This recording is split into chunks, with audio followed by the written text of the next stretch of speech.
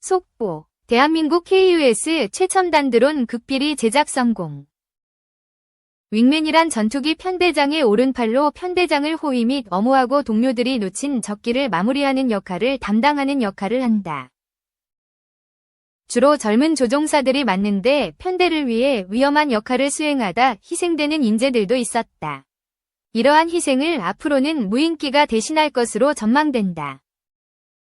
무인기. 그 중에서도 조종사의 곁을 지키는 무인편대기에 대해서 알아보고 대한민국 공군을 위해 무인편대기를 만드는 대한항공의 방산사업부문도 살펴본다.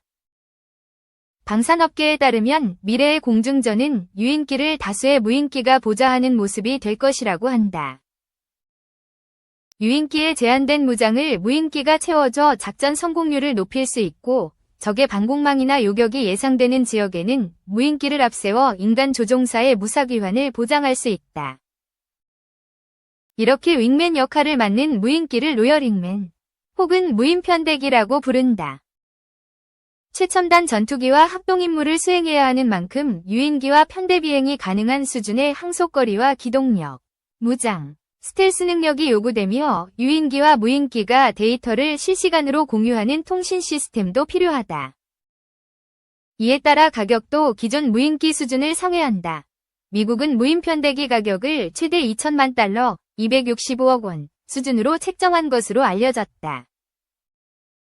이는 미국이 현재 사용하고 있는 최첨단 무인공격기인 프레데터 50억 원, 나 리퍼 90억 원, 보다 확실히 비쌀 수 있지만 유인기인 FA-50 500억 원, KF-21 1천억 원, F-35 1,700억 원 보다는 저렴하며 무엇보다 조종사의 희생을 줄여준다는 점에서 활발한 투자가 이뤄지고 있다. 세계 항공우주 분야를 이끌고 있는 미국은 2019년부터 스카이포그 또는 뱅가드 프로그램이란 이름으로 무인편대기 개발을 추진했으며 사업자로는 보잉과 제너럴 아토믹스, 크라토스를 선정됐다. 보잉은 ATS, 크라토스는 발키리, 제너럴 아토믹스는 어벤져라는 무인편대기 시제품을 내놨으며 모두 2021년 초도 비행을 마쳤다. 보잉의 ATS는 호주 정부와도 무인편대기 사업을 진행하고 있다. 한국에는 항공사인 대한항공이 무인기 개발을 담당하고 있다. 참고로 대한항공은 1975년부터 군용 항공기 위탁 생산과 전투기 창정비 사업을 해오고 있는 방산기업이기도 하다.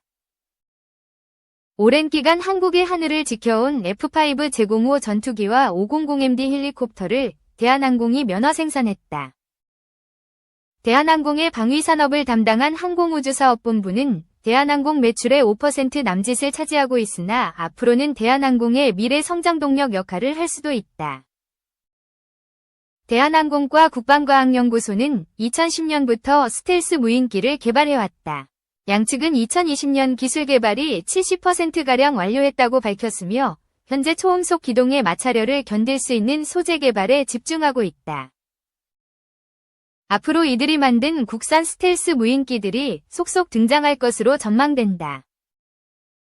대한항공은 2019년부터 퇴역이 진행 중인 500MD 헬리콥터의 무인화를 추진하고 있으며 2022년 6월에는 부산에 차세대 스텔스 무인기 개발센터를 설립해 각종 스텔스 무기 생산을 위한 자체 기술 확보에도 나섰다.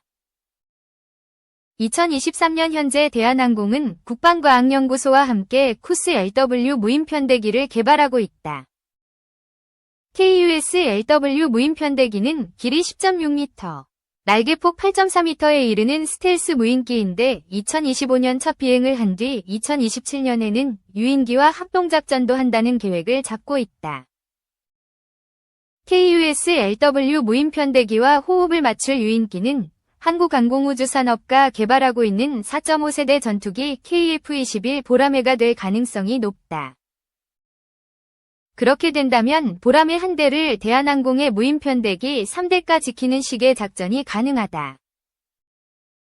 대한항공이 최첨단 전투기와 편대비행 및 공중임무 수행이 가능한 수준의 무인편대기를 만들 수 있다면 이는 곧 보라매 수출이 곧 쿠스 LW 수출로 이어질 수 있다는 것을 뜻하게 된다. 그렇게 된다면 대한항공은 국제 여객 경기에 따라 부침을 겪어온 항공운수업 일변도에서 벗어나 점점 중요해지는 항공우주 분야에서 입지를 키워갈 수 있을 것으로 보인다. 대한항공이 개발한 무인 편대기들이 KF-21 보라매와 함께 한국의 하늘을 지키는 날이 올까? 앞으로 무인 전투기라고 하면 대한항공을 떠올리게 될 날이 오기를 기대해본다. 2.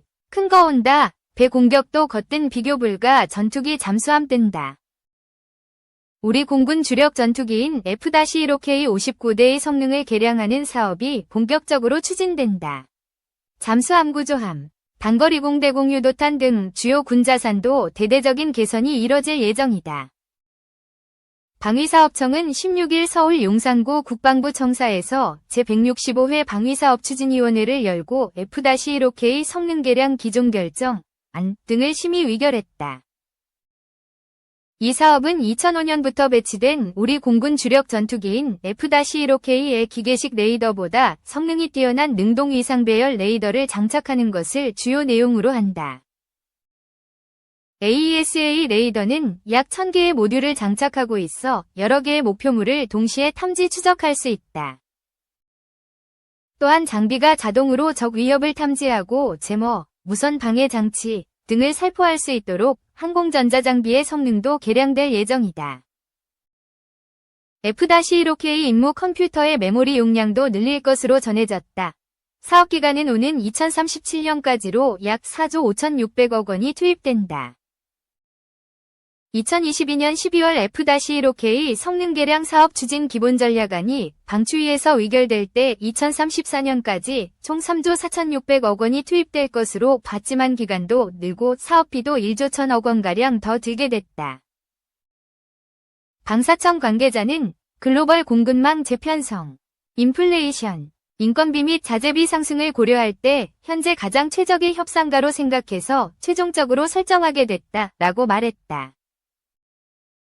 방사청 측은 이번 사업을 통해 F-15K 특유의 장거리 임무 능력과 무장 탑재 능력이 더욱 효과적으로 발휘될 수 있도록 표적 식별, 타격 능력 및 생존성이 향상될 것으로 전망했다. 이날 방추위에선 잠수함 구조함 II 배치 유형, 2. 후속함, 사업 추진 기본 전략, 안 및 건조계획, 안도 심의 의결됐다. 이 사업은 해군이 현재 운용 중인 ASRI, 청해진함, 의 수명주기가 도래함에 따라 이를 대체하기 위해 국내 연구개발을 통해 후속함을 건조하는 사업이다. 후속함엔 선도함인 강화도함의 결함과 개선 보완 사항이 반영된다. 또한 전자광학 장비와 구조작전 체계가 추가 탑재돼 조난잠수함 탐색과 구조작전 지휘 능력이 향상될 것으로 기대된다. 2026에서 2031년 진행되는 이 사업엔 총 6,364억 원의 사업비가 투입될 예정이다. 해군이 현재 운용 중인 손원 1급 잠수함 9척 중 6척의 생존성과 은밀성, 정보 처리 능력을 향상하기 위한 체계 개발 기본 계획, 안도 이날 방추위에서 심의 의결됐다. 사업기간은 2025년에서 2036년으로 총 사업비는 약 8,076억 원이다. 전투체계와 예인선 배열 소나는 교체하고 기뢰회피 소나와 부유식 안테나는 추가하는 등의 성능 개량을 통해 우리 해상전력의 생존성이 높아지고 합동작전 수행 능력을 향상시킬 것으로 보인다. 이날 방추위에서는 KF-21에 장착할 단거리 공대공 미사일을 국방과학연구소 주관의 연구개발로 확보하는 단거리 공대공 유도탄 이 사업의 체계개발 기본계획안도 의결됐다. 사업기간은 내년부터 2035년까지로 총 6,615억 원이 투입된다. 방사청은 이 사업으로 단거리 공대공 유도탄 기술력을 확보하면서 적의 위협에 대한 대응 능력을 높일 수 있을 것으로 전망했다. 3. 중국 대만 군함 10척. 최근 대만 남부해역에서 대치. 최근 대만 남부해역에서 중국과 대만 함정들이 대치했던 사실이 뒤늦게 알려졌다. 13일 중국 관영 항구 15 계열 군사 위챗, 중국판 카카오톡, 계정 추밀원 10호는 지난 10일 대만 남부 타이난 해역에서 중국과 대만 군함 10척이 밀집해 대치했다며 해당 위성사진을 공개했다. 중국 관영 항구 15 계열 군사 위챗 계정 추밀원 10호가 지난 10일 공개한 중국 대만 군함 위성사진 추밀원 10호 위챗 캡처. 추밀원 10호는 주력 052D 구축함과 054A 호위함을 파견한 중국군에 대응해 대만이 군함 5척을 파견했다며 양측 간 직접 충돌은 없었고 멀리 거리를 두고 서로 주시하며 맞섰다고 주장했다. 이어 중국군은 현대화를 통해 해상작전 능력을 강화했지만 대만이 투입한 군함과 무기 시스템은 낡았다며 이런 힘겨루기를 통해 양측의 전투력 차이가 드러났다고 말했다. 052D 구축함은 2014년 취역한 중국 해군의 주력 구축함으로 첨단 미사일 64발을 장착했으며 방공대함 대잠수함 공격 능력을 갖춘 것으로 알려졌다. 054A 호위함도 함대공 미사일과 근접방어 무기를 갖췄으며 역시 대공, 대함, 대잠수함 등 여러 작전을 수행할 수 있다. 앞서 대만군은 지난 8일부터 11일 오전 8시까지 중국군이 동부 저장성과 대만을 마주한 남동부 푸젠성 동쪽으로 비행 제한 구역 7곳을 설정하고 대만 인근 해역에 해군 약 60척과 해경국 함정 약 30척 등 총 90척을 파견하는 등 회색지대 도발을 하고 있다며 경계태세를 최고 수위로 높이고 대응훈련을 실시했다고 밝혔다. 이 같은 중국의 군사훈련은 이달 초 라이칭더 대만 총통이 하와이와 괌을 방문하는 등 미국과 외교적 접촉을 늘린 데 대한 반응으로 분석된다.